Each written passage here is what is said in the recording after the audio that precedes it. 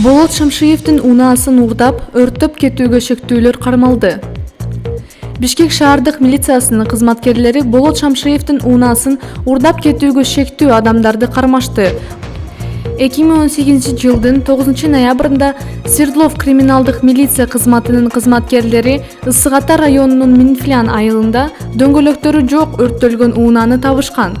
Аталган факт боюнча Кыргыз Республикасынын кылмыш жаза кодексинин 172 беренесинин 1-бөлүмү менен кылмыш иши козголгон.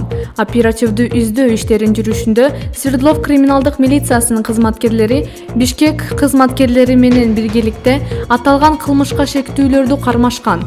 Алар 1994 жылы туулган жана 1993 жылы туулган балдарын табышты. Кармалган жарандар убактылуу кармоочу жайында киргизилди.